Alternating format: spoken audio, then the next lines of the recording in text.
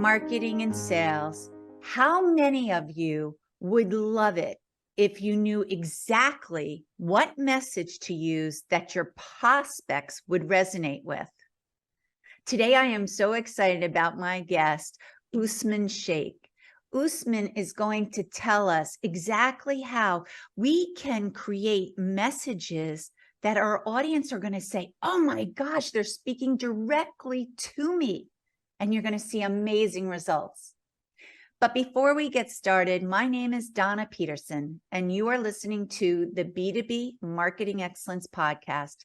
I go all over the world speaking with business owners and marketing directors about what is working, what's not, so hopefully we can all save time and money, achieve our goals, and reach success. So let's jump in. Good morning, Usman. How are you today? Good morning, Donna. Good to be here. I'm doing great. Thank you so much. Oh, good. I'm really excited to have you because I talk to my audience all the time about relationship building. And you and I both know the only way to build a good relationship is by truly knowing and understanding your audience. And that's absolutely correct. And I was wondering, how important is it for B2B brands to concentrate on relationship building? Yeah, great question. So it's very, very important. At the end of the day, Donna, we sell to people. Even though the number of decision makers in a B2B sales cycle has increased. In the good old days, it was like 4 or 5 people. Now it's between 12 to 16 different individuals. And as you can imagine, these are end users that you're trying to please. These are people in procurement. These are people in legal. Increasingly, the IT folks have come in to talk about security and compatibility with other platforms that you may be using. This is your chief financial officers group, that wants to make sure that a business case is in line. And then there are multiple decision makers that are representing different aspects of what they want to buy. So the number of people have grown. And at the end of the day, as the old sales saying goes, people buy from people they trust and like. Yes. And so it's very much about relationships. These are long sales cycles. Yeah. People are taking, especially in B2B, the size of a deal is pretty substantial. And therefore, they're risking a lot. They're putting a lot of eggs in the basket by kind of selecting a particular vendor. And it is increasingly very important for them to be extremely comfortable with the person and the company they're buying from. So that interpersonal relationship between individuals, how you can create the comfort level, how you can build that trust level and become that trusted advisor is supremely important, right? And now not only do you have to do it with one person, think about being able to replicate that across 12 to 16 individuals in that buying cycle. So number one, relationships are super, super important. They still stay extremely important. And two, it's become a little bit more complex because now we are having to convince not 1 or 2 or 3 people, but 12 to 16 people in the cycle. Yeah. And you have to speak to these individuals differently because we all take in information in a different fashion. And that's what is really made, sales and marketing tricky, really, because it's not, you remember years ago, we would send these one big massive promotions and everyone would buy and everyone was happy, but now it's too competitive out there. So you have to make sure you're talking to them directly. Yeah. And, look, let's face it, in my quote unquote civilian life, right, when I'm just doing things on a normal basis, I get a lot of personalization, right? I am, when I order my pizza, when I go into a store, when I'm on an online store, when I'm selecting movies I want to watch, people are catering to my previous tendencies, my personality traits. They're catering to my preferences, my likes and dislikes. All the choice with which amongst which I have to select is already pretty much 60-70% there. And I'm being kind of filtered and kind of being provided a set of recommendations that are very personal to me. Yeah. Now, I expect that same degree of personalization in my professional life as well, in my B2B life. I want, and there's plenty of reasons today for sellers to be able to personalize. I have a lot of digital breadcrumbs on my LinkedIn, for example. I am on all the social media networks, and most of us are almost, over 1 billion people are using, and all of them are professionally using social networks and social media to get the message out. And these are all great digital breadcrumbs for companies to pick on to be able to hone in and customize their message. Yes. So somebody calls me up, and I'm sure you've received those kind of calls. Are you the right person for this, right? Or did you see my message? Or will you be this, right? It really, really is annoying now, because the answers to all those very, very basic questions are already out there. As a matter of fact, not just the answers to the basic questions, my professional preferences, my likes, my dislikes, how I communicate. I'm on podcasts, I'm on videos. A lot of people are on videos today, courtesy of TikTok and Instagram and Facebook and LinkedIn. People are getting their message out by video. So you can actually experience the person you're going to sell to before you ever meet them. And in there lies the fact that, when I see, or when we see a degree of this casual one-size-fit-all behavior, it's now becoming counterproductive. It's becoming annoying, right? Yes. And in that overcrowded digital marketplace that you're talking about, right? Yeah. Those are that's my currency to stand out and distinguish from others. Yeah. And if I'm just going and asking the same old, what have I done? How do I stand out in a crowded marketplace? It's very hard. And I think when you're doing that, all you're doing is crowding up the marketplace. You're not going to stand out. And like you said, when you do those videos or podcasts, people watch them. And I strongly feel they get a sense of, okay, that is someone I could work with. With me, they might hear me and they say, oh, she's a little quirky. Oh, okay. Yeah, I can work with her. Or someone really serious might say, oh no, I can't. But they get a feel for you. They get an understanding of maybe your work ethic or your beliefs or how you're going to handle their business, which helps with building that bond in the relationship, but instilling trust. But here's a tricky question for you. What do you think about legacy brands? Because I have a lot of legacy brands I work with, and some of them are like, oh no, Donna, we've been around for 70 years. We don't need to do all this building relationship thing. They already know who we are. Do you think legacy brands need to concentrate on building relationships? Absolutely, for numerous reasons. Number one, since the pandemic, we've had the great resignation, so to speak, that's right. And 40% of people that were selling for our companies, the seller side has moved on, and 40% on the buyer side have moved on. So new people have come in, and there's new requirements. Secondly, as the world moves into more of a SaaS kind of sales environment, and even retail has moved to SaaS. We've got online brands now where we can go buy clothes, we can buy books, we can buy videos, we can do on demand. So all those legacy things that were being done in the past have now a new shelf life. And competitors are coming in with new business models, new way of servicing you.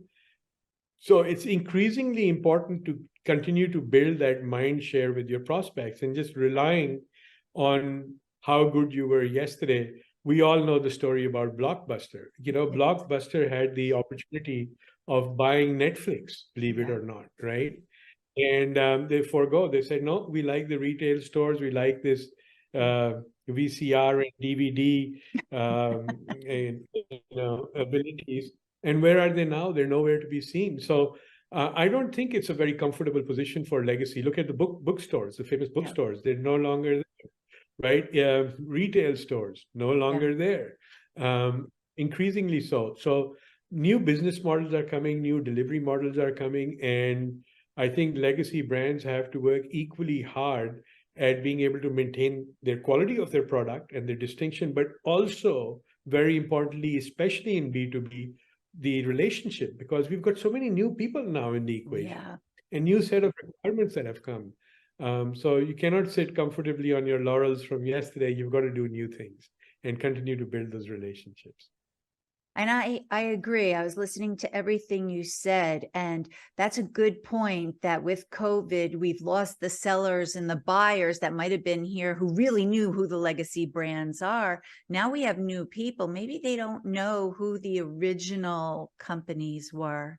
I know with ourselves, we work with a lot of business publishers, and they've changed names, or they've been bought out, or maybe they've compressed titles into one.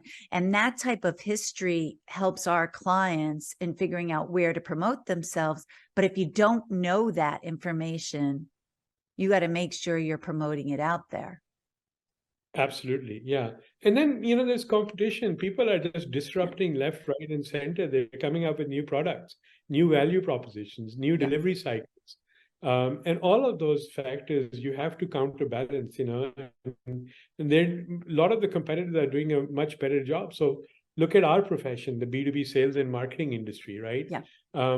Today, on average, a salesperson is spending less than 28% of their time selling or in sales related activity.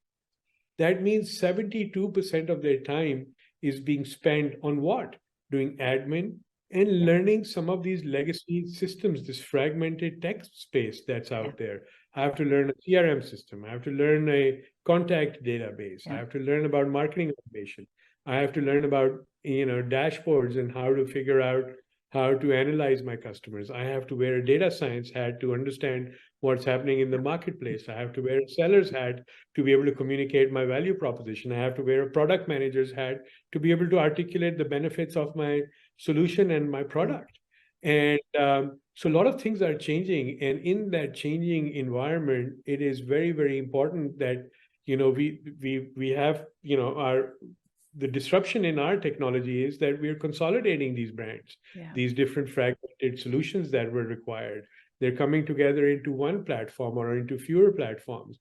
And that is the essence. We're trying to free up the time of sellers. So I know I have large clients where the salespeople are spending less than 22%. And they have now a stated goal of trying to take the salesperson's time so they can spend more time with customers. Sales. Yeah. 20, 28, 30%, right?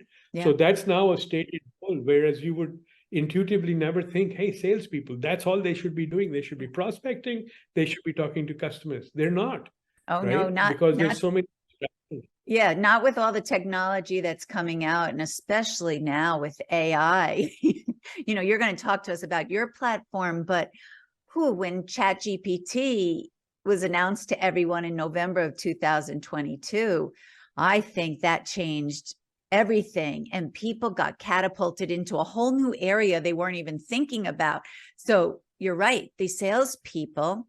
And yes, I was working before we had the computers, but then you had the computers, and you're right, you had that training of how do we use the computers? How do we use these sales platforms? How do we connect all our teams together so that we can be heading on one straight road to achieving our goals? So now this can bring right into your platform. Now, I know you are the CEO of XIQ, which everyone can see from your background right there. But how does XIQ do a combination between generative AI and also that psychology that transforms like B2B sales and marketing? What are the benefits and how can we use it? Yeah, so again, great question. If we go back to traditional selling and building on those relationships, you put 10 people in a room and you're going to have 10 different opinions. Yes. And they're all going to be based on my personal experiences. About 100 years ago, famous Harvard psychologist, Dr. William Marston, also a guy who, kind of created Wonder Woman, the comic character. William Marston came up with, was working in behavioral science, behavioral psychology, and he formulated a set of tests. The ones that we use are known as DISC, dominant, influencing, steady, and conscientious. But people have commonly heard of Myers-Briggs and other kind of tests, right? Yeah. So behavioral science came in and they started looking at what were some of the tendencies people had, and through a question and answer sort of test, they were able to determine what kind of personality type you have and what are your particular preferences in communication, and in how you like to work together with others. What is your behavior going to be like?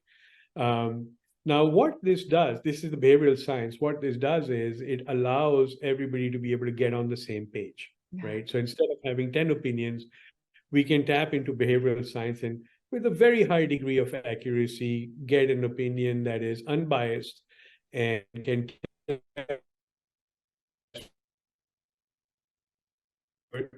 that you're going to be prospectively selling to. So what we did at XIQ was we could not administer the test, right? Because you're not going to go out there and everybody you meet say, hey, before you talk to me, can you please take a test? No. But life has changed and we've got a lot of tips out there, right? So what we did is we used AI to analyze all of these, because at the end of this are based on how people are responding to certain words that are embedded in the questions and answers in those tests, right? So there are words, there are little descriptions that are embedded within how you take one of those Myers-Briggs or tests, and we respond to those words. Well, guess what?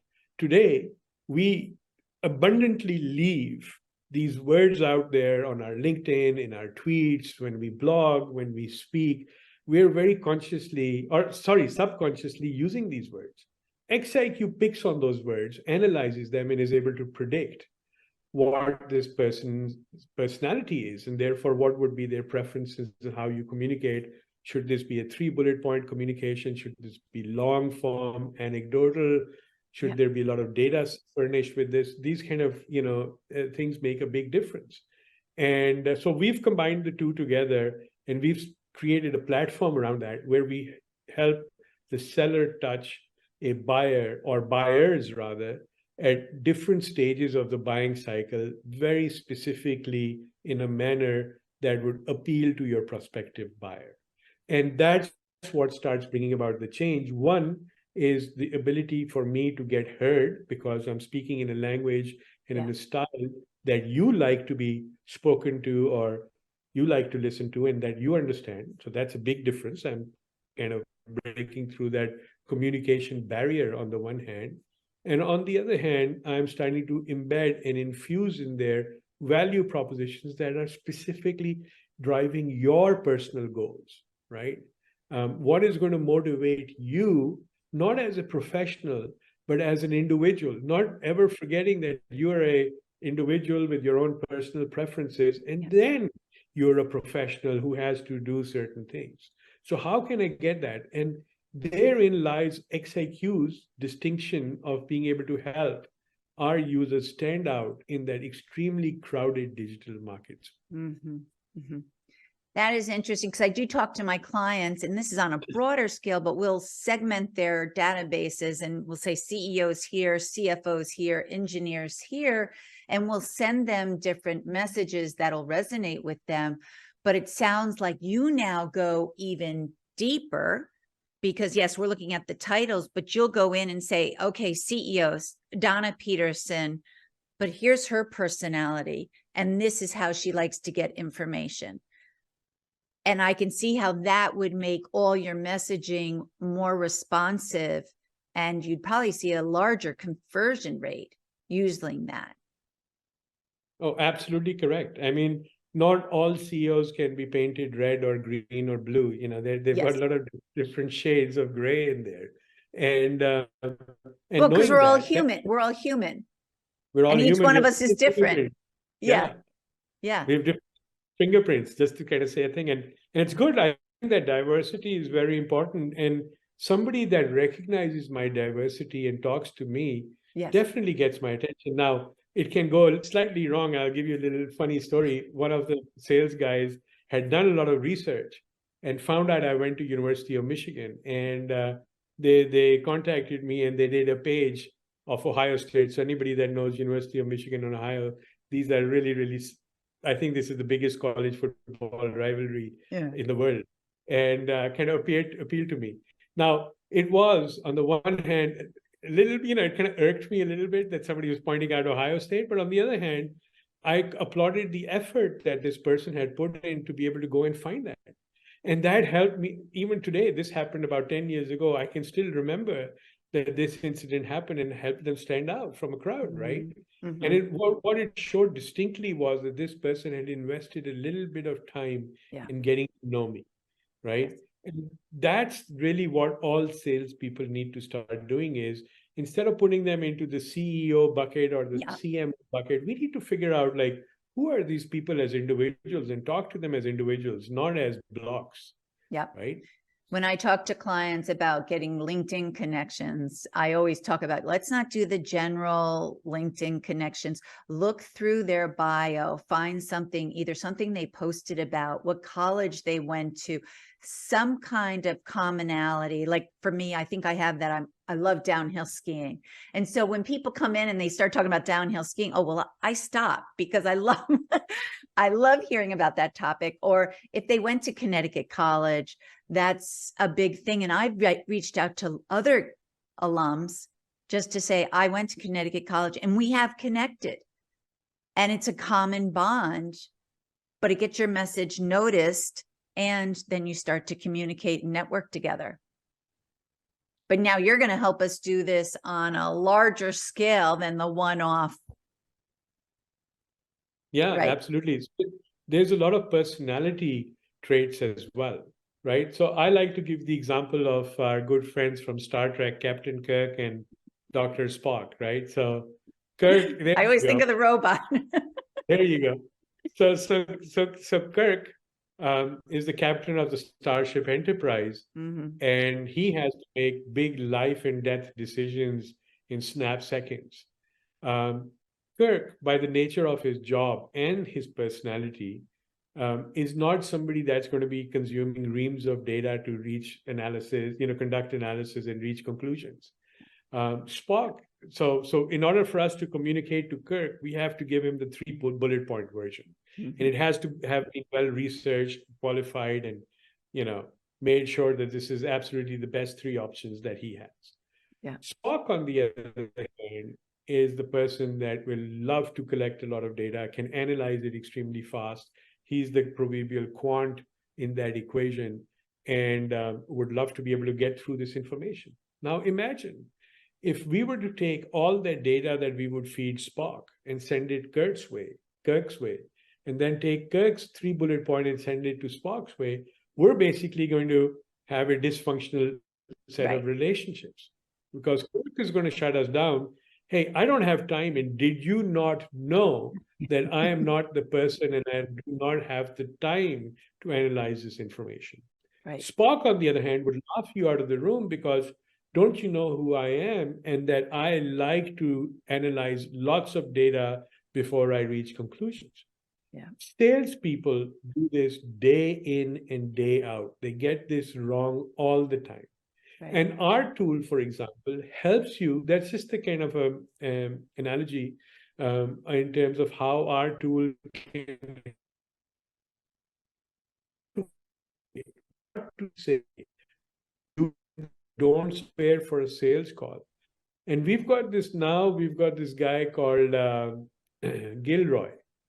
And Gilroy is the Alexa of the B2B world. So whereas, the paradigm is in Alexa, hey, Alexa, play me this song from this genre. And Alexa automatically starts filling the room with all the best music that you wanted to get. Gilroy can do the same. And by doing so, Gilroy, do a SWOT analysis on company XYZ. Tell me what are their biggest pain points. Identify who are the prospective individuals that are going to be making decisions in this. And then find out what are icebreakers that I could use to get there, right? So we can start having those conversations. And And that Gilroy, write me. saves them a lot of time. Has to save That puts that hours and days. tons I of, would even say days of work and compiling all that information. And that's only one company, let alone you're going to do a whole series of companies. Yes. and Donna, not only that, think about it that, if it's going to take me days, Yeah. and I'm living in the ADD, attention deficit disorder era, I'm not going to have my concentration and, attention span for days to do it. Yes. Secondly, if I'm going into a fragmented landscape and I'm trying to look for information, guess what? What was happening? I would go look at annual reports. I'd go to websites. I'd go to Google. I'd go somewhere else. I'd end up buying sneakers and I would have zero information on my client because I get diverted somewhere else, right? But you'd have nice sneakers. I have a lot of great sneakers now. No, So I that's know true. exactly what you're saying. That's side of it. See, there's a positive. But no, I understand what you're saying, because not all the information is in a uniform set place. So you have to do a lot of searching to pull all those particular pieces together. And then you have to try to create a message. Like you said, if you can help with an icebreaker that would be appropriate for these people, sometimes that's where people get stuck. Like they gather all the information, but now they're like, oh, how do I even start to penetrate this barrier to get in there so that they pay attention to my, message? Fully agree. And again, that's just one person, one company, and you've got to do it across now 16 people and multiple companies. And you don't have the, as you're saying, the time savings is substantial. But also think about it this way, that since it takes so much time and also some skills and expertise, if I'm going to, as a good salesperson, I should know my SWOT analysis. Yeah. How many salespeople have the time or the know-how of how to generate SWOT analysis? Yeah. It's almost close to zero. It's almost close to zero, right? Well, because they probably have so many requirements put on them, make this many sales calls, do this many inbounds, get these emails out, do this, they're like, I don't have time to do this research, because companies also aren't allocating the right amount of time for the appropriate research. Right, exactly right. And and if you think about it, my company, for example, for a salesperson to meet their annual quota, it's about 10 to 18 deals. That's very, very doable. 10 to 12 deals are very, very doable in the course of a year. Very doable. And so, do we really need to generate 6,000 emails? Do we really need to contact 500 companies to do that?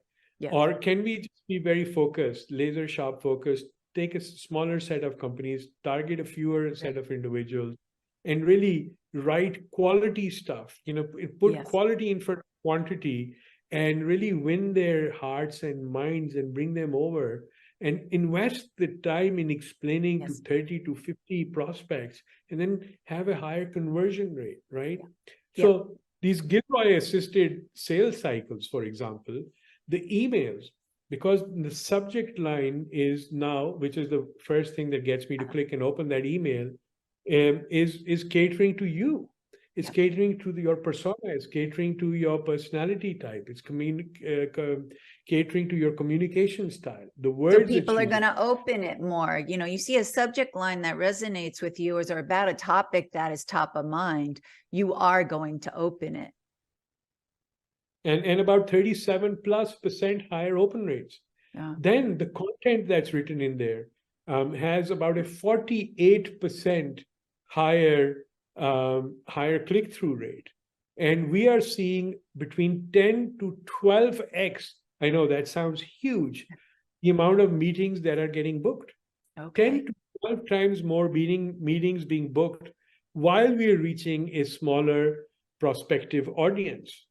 Yeah, but now what you're doing is, because you're creating such detailed messaging, and I always tell clients to take the time, because you save your sales team like 5 steps, because instead of sending big, broad things, you've now whittled it down to doing this thing. So instead of going to 10,000, maybe you're only going to 2,000, but these are their sweet spot people. They're seriously interested in what you have to offer. So I could see that rate. I can see how maybe some CEOs would be like, no, that's not possible. But when you can talk to people directly the way they want to be spoken to,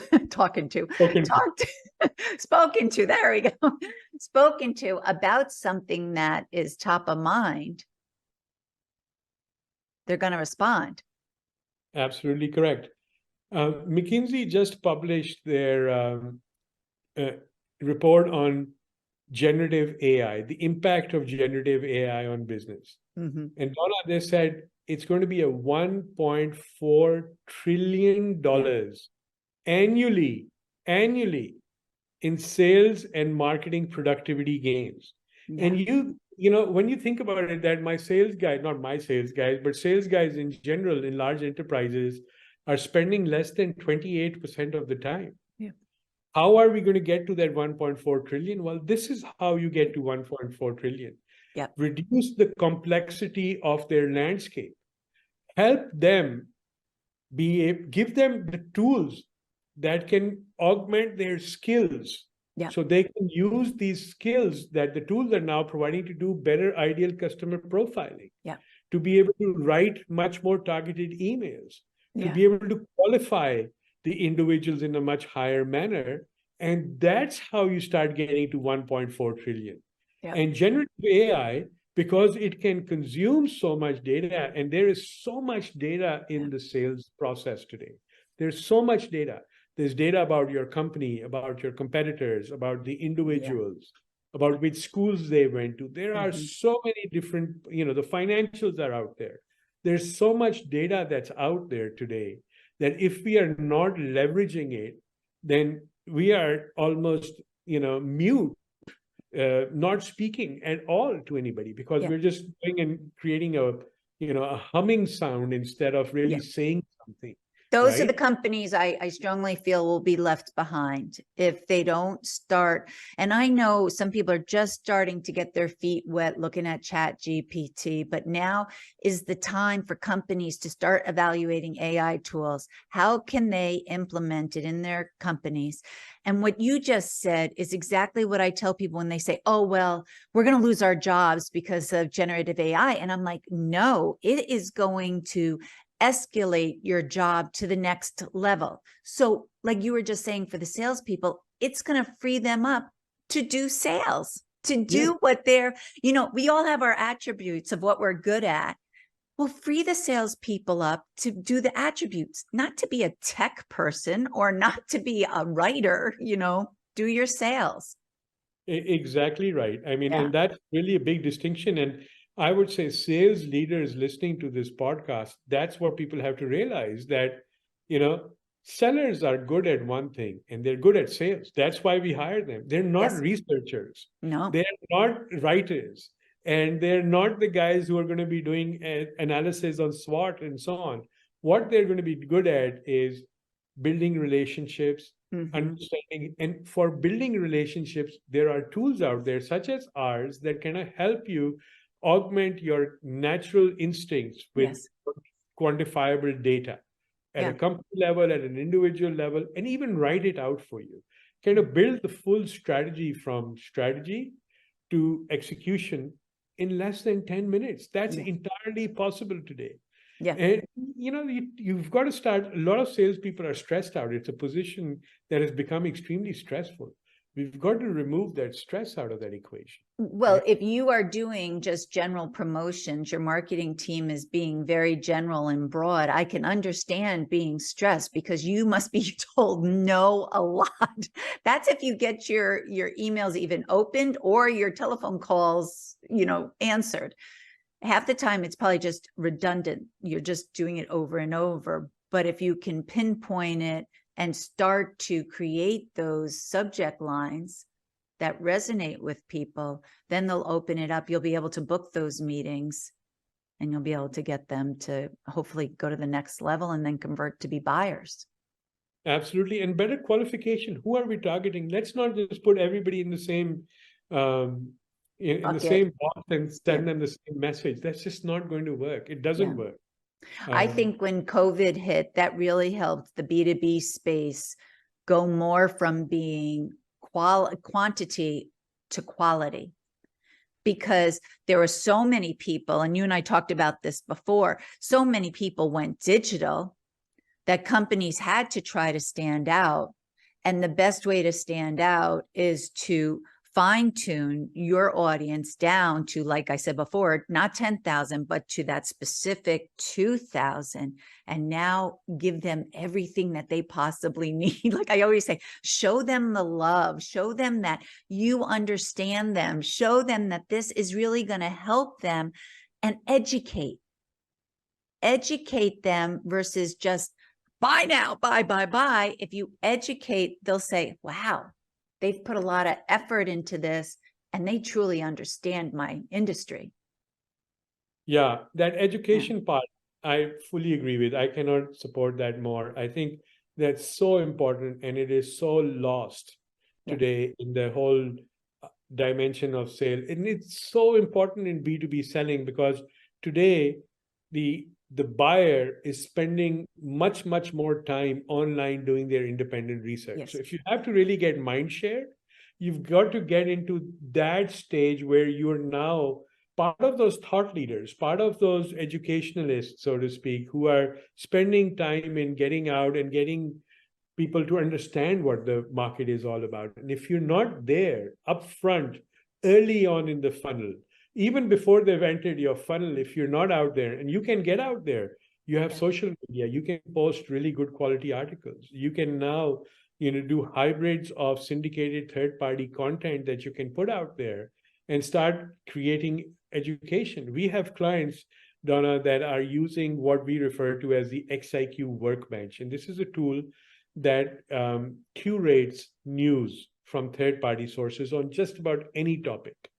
And let's say we're targeting the banking industry with AI and the role of what the next generation AI-based teller is going to be like, right? The bank teller, or we will bank teller, automated banking over here. And educating our prospects on what AI has capabilities of doing gets people to, and especially if my name is associated, I've just collected 5-6 articles and then I'm sending it to you without the pretense, hey, Donna, you got to buy from me now, click here. I'm just sending it to you. I think, Donna, this would be really useful. You could help, get a better understanding. Guess what? When you get to that stage of making that decision, who are you going to call? You're going to call me, because you're going to say, this guy is always writing about the intersection of banking and AI. And let me talk to him. And, I'm always getting this without being sold to. Yes. And that's how you build that recurring pipeline, right? It's not by just going and hitting them one time and then disappearing. It's got to be a consistent investment. And today, tools like the XIQ Workbench, for example, can really make it easy for people to be able to generate these high quality digests, we call them. They're like newsletters, right? Send them out to people, and subscribers go up because people will then forward it. Donna will send it to Jane. Hey, Jane, this is quite nice. This might be something that could apply to you. And then Jane is going to start subscribing to my little newsletter. And now I have, on that education basis, I'm raising awareness on topics that are critical to what I'm trying to sell eventually. Yes. And I'm getting new leads as a result of this, right? And I think if more companies could take on that attitude, it would be good for the whole of sales and marketing industries. Because I do go into some companies and I'll hear marketing doesn't work. And I'm like, well, that's right. Marketing doesn't work unless it's done properly, but you got to stop with the generic bombarding a large group of people, and you've got to bring it down. And you give, like you said, that thought leadership. One, they get to see that you truly understand their space. But when you start forwarding them this information without hitting them with the sale, they say they get that care. You actually care about them. And then when you get into those companies like that, those are the companies that will stay with you year after year, because it's no longer a price point or you're offering the best offer or 50% off. It's more because your knowledge and because you truly care. Yeah, absolutely. A big factor in buyers making selections is what happens post sales. Are you going to be there? And how does, what is the rate of innovation, the velocity of innovation that you're going to bring to them? Yeah. Because no, it's not a static, one hit wonder kind of a world where No. we come in. It's a consistently ongoing, and especially now, the rate of change. Donna, the rate of change with which we can introduce innovation in the market is so much faster. Look at, I'll take the most commonly known example of GPT. XIQ, for example, was doing generative AI way back in 2018. We were collecting this data. We were able to predict the personality type or generate the personality type way back then. ChatGPT came along, and then suddenly it set the whole world on fire, and every single even kid knows what ChatGPT is and how to use it, right? Yeah. And so it's become the point I'm saying is that the adoption of these kind of AI-based tools has become really, really fast and rapid. Oh, and yes. the rate of innovation with what we can do with these tools is going to be extremely fast. So now when there's a vendor that has to be selected, the rate at which they can innovate and the innovation they can bring to market is equally important to what your product can do today, right? How can it grow with my needs and what's happening in the market is an equally big factor as to what can your product do for me today. Yeah. Wow. We've hit on some great topics. I know my head is spinning with different ideas and more questions, but I don't want to overload our audience today. But I want to thank you so much for your time. But I wanted to ask you, do you have a demo of the platform that maybe we could attach in the comments? Yes, we do. And my team is providing that for you later on today. So yes, absolutely. We do have a demo. Your listeners can come to XIQ Inc., xiqinc.com. XIQ has a LinkedIn page. We're on Instagram now. We're on TikTok. And just recently I returned from University of Wisconsin, where we trained about 150 future sellers from United States, from Illinois, from Wisconsin, from Michigan, from Indiana, but also from Netherlands and Germany. So the movement is spreading out very, very fast. And the key message I'd like to leave to your audience is get educated, as Donna is saying. Yes. I think that's super important. World has changed, and it's really important that you get your head around this animal called AI, because I think it's a real big game changer, and it's not going to take your job away. Yes, I agree. And I try to push to companies that now is the time to be researching, so that hopefully when you say Happy New Year, you are set to go for 2024, and it'll just help you really get above your competition and grow faster. Yeah. All right. And thank you so much for having me on. Thank you very much. It was great talking with you. Take care. Bye. Bye-bye.